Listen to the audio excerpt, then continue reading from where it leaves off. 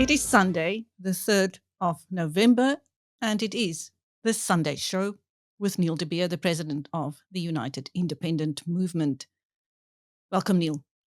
Yeah, good day, Chris, and to all our great listeners. What a week. Very interesting week, and a lot I think that we can chew on, and always great to be here on the Set Sunday with Chris and Neil.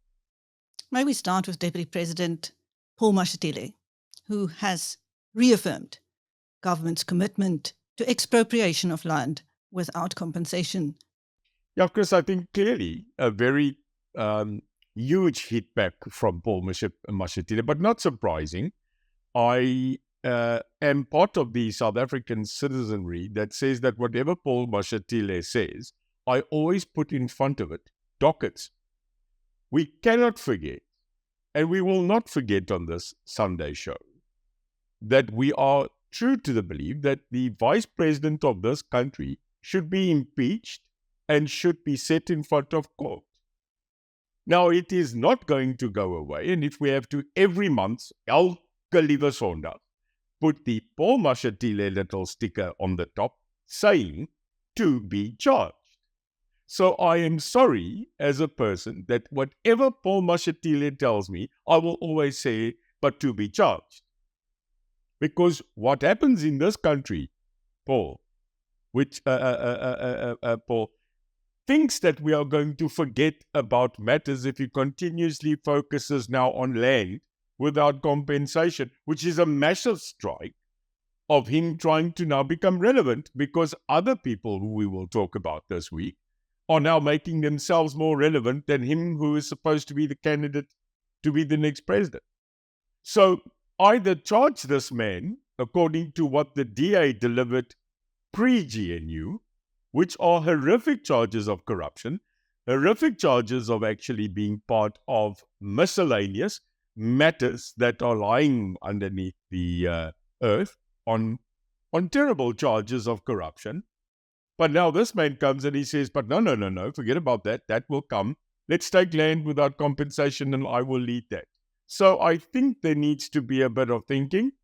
He needs to be charged because those dockets are not going to go away.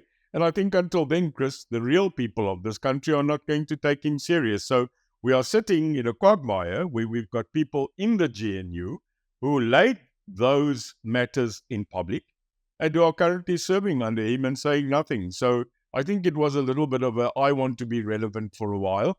And he chose a matter that is very sensitive, not just to the people of this country, but also to the economy. Because if you get up and you say we are going to take your land and that we are not going to have people that have title deed respected in this country, then Chris, what real serious foreign direct investor will come into this country and say, I will buy a piece of land, I will build a factory and I will employ people? I think this is an absolute scourge and he's got it wrong and we should be watching this with a very, very big microscope. Talking about accountability for corruption or alleged corruption, Neil, the former Minister of Arts, Sports, Arts and Culture, Mr. Kodwa, appears to be off the hook on corruption charges. What do you think is happening at the National Prosecuting Authority? Nothing. Not enough. Chris, may I read a list? And this list is a list that indicts, in my opinion, the balance between prosecution of citizen and the prosecution of people that are politically enclosed. I'm going to read a list here. Duduzani Zuma, case withdrawn. The Gupta, the Dairy Vrede investigation, withdrawn. Mashele Koko, case withdrawn and thrown out. Zizi Kodwa, case dismissed and withdrawn. Brian Molefe, charges withdrawn. Malusi Gigaba, charges withdrawn. And Zandile Gumede, charges withdrawn. And lately, Pala, Cyril Ramaphosa, charges withdrawn. Chris, that is 8 cases, just out of the top of my head that I investigated, where physically there is tantamount evidence that these people can be prosecuted, but the NPA has withdrawn. Now, on the latest bit with Zizi Kodwa, which is a predominantly top 20 member of the ANC goes to court, gets charged, and then the NPA comes back last week and says, but they don't think that they will have enough evidence to prosecute that word. Doesn't that sound familiar? A day after, though, there is such a knee-jerk reaction that the Hawks apparently contacted the NPA and said, can you please look at this again? Whereas the Hawks are actually part of the police, but are in the investigative scenario. Chris, this is blatant. Now, maybe I'm in La La Land. Miskien het ek 'n bietjie wakker geword de mekaar. This is not right, because what you can see, it's a pattern of political coverage and political interference.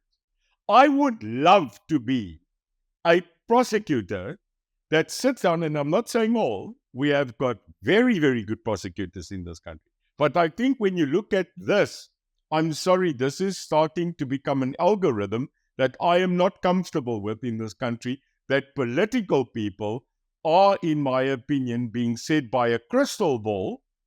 I would love to have that crystal ball.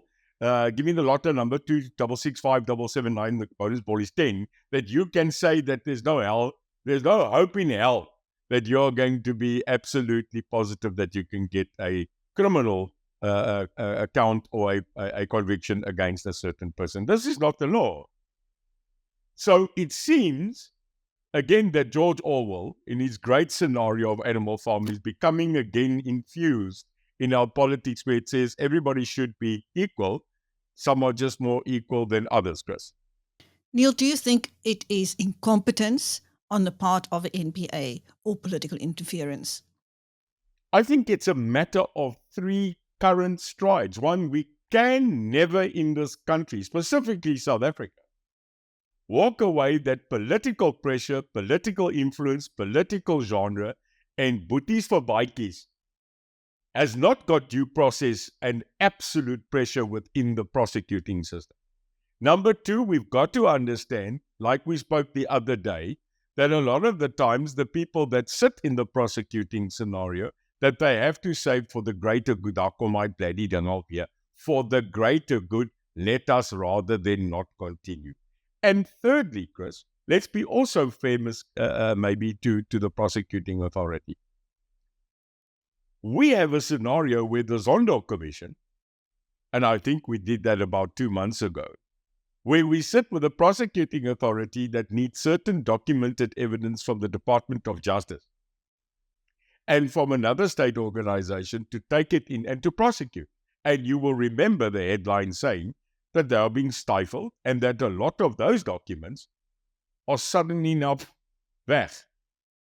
So I must also come up for the people of the NPA to say, irrespective of political pressure, which there always is, obviously the people of outer influence trying to take it. I mean, we had a judge recently impeached, Mr. Shlope, who tried to, in actual fact, influence the outcome of a certain judgment on Zuma. That's the kind of stuff I think that goes on beyond the citizen's reach. But it's boiling over and it's becoming public knowledge, and that's not right. And we need to have a look at that. So I think there is the fumbling of the ball, the pressure about your job, and the non-compliance of certain departments to make sure that these people become scot-free. We're not going to end with that list. On this Biz News segment, we are here for the truth. Our opinion stands, and we will keep on highlighting it.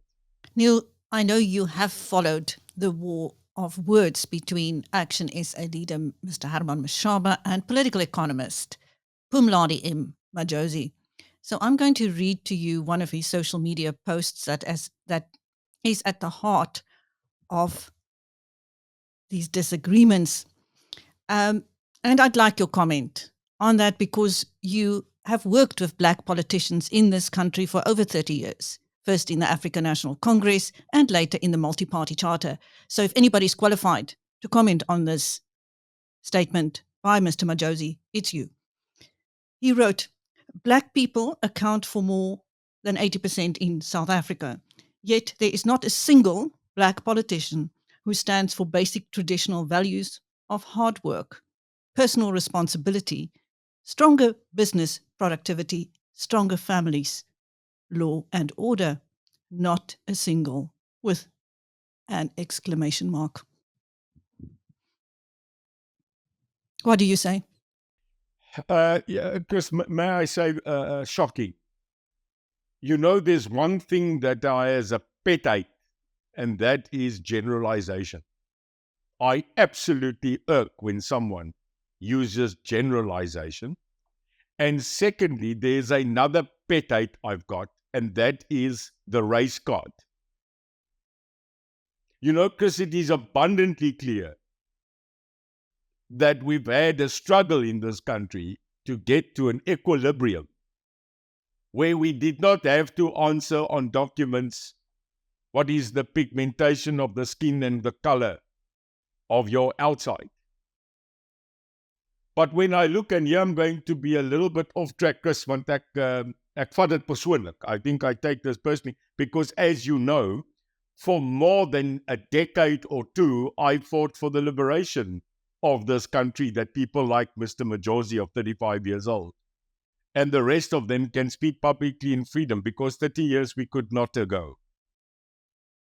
Now I'm going to, sorry Chris, chastise both Herman Mashaba and Mr. Majozi. I am going to do that because I saw the massive amount of emails and the rebuke that came in from our listeners on the Bus Show on a Sunday, and they did not let both of them go. And the similarity between both of them, they both, if you look at their arduous comments of rights of reply and statements, there's one fundamental thing, Chris, that I have picked up, and I think you cannot disagree with. Both Herman and both Majozi have used the race card to absolutely nullify and justify their position. I just want us to freeze there. Herman has perpetuated to make a statement in his current interview with you that the white people that have brought us where we are here today were known to be colonizers, enslavers, murderers, and he even said rapists, if I am not unclear about the actual words that he used. He spoke of a history of the white draconian rule, but he spoke about white people as his fundamental statement. And then on the right of reply, which you did so eloquently to get him to freedomly reply, Mr. Majozi went the absolute opposite, to start chastising the people of black leadership of having actually, you want to combine it, no chutzpah, no ideology of intellect, of actually formation, leadership, performance, and of a quality of IQ. Now I tell both of them, you are wrong. In both segments of history where I took part in the struggle since 1988, you cannot say that there was not one singular person in this country that is of black leadership, I will call it that has not inspired or have actually worked accordance to the things of ethics, of honor, of integrity, and value. And I'll start with Nelson Mandela. Because Mr. Majozi says none. Chris, I think his words were none. Now, this is absolutely ludicrous. This, I have to then say, is a bright young man. I've never met him and I won't. But he has put down a segment of having to put an opposite to an opposite. And both of those gentlemen, I don't know Mr. Majozi, but I very well know Mr. Mashaba. And to go the path of racial division and segregation more than 31 years ago is definitely not inspiring me to look at them on anything they say, because you cannot put a blanket scenario to say, ons almal is. And we are gutful of that, Chris. We are gutful of the blanket synopsis of always listening and saying that we have to look at a racial segregation, a racial aptitude for the solutions of the future. And you can see it sparks something in me when you name and say that not single one, but when you look at the people of the Walter Sisulu area, the Luthuli era, the Mandela era, the Katrada era, the people like Honorable Shabisa, the people like Gacha Buthelezi, the people that come from an era, and in the modern times, some of the people that we are looking at now. And we say, but we have no black people that sit in a political norm at this current moment that has a value that esteems and aspires to credibility. Jy praat nonsense. I am very careful to say that police are corrupt, because you say all police are corrupt. This is not a good IQ level. I can mention name after name of people I've met that are within the so-called Black African conclave that inspired me, that I really would sit there as a person that comes maybe from a white racial synopsis, that entered a black racial synopsis, and had to sit and look at the two values and actually say, wow, from both they are positive and from both they are negative. But to continually start a war of words about trying to say this is a good black guy and this is a bad white guy, where have we gone, Chris, in intellectual IQ, EQ, AQ? And I'll tell you, in closing of those comments and statements, that I look at the lists of aspiring young black, aspiring young white, colored Indian people that the wish one day will be in this country that we stop saying black man, white man, colored man, Indian man, and that we will start saying the word South African. Because the day that we can get and say that this is a good South African, this is a bad South African, is the day that the legacy that white, black, Indian, and colored in this country suffered and currently stand to say we don't want this anymore. It's politicians that take us back to racial segregation, Chris. Sorry it's long-winded, maar 'n mens raak 'n bietjie epies gatvol, te trol soos 'n jelly.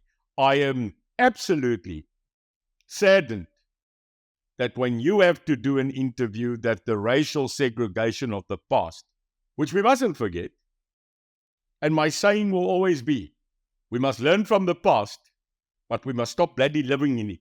And we need to look at how do we go forward as a nation, not continually looking back and saying, oh, that guy and that guy.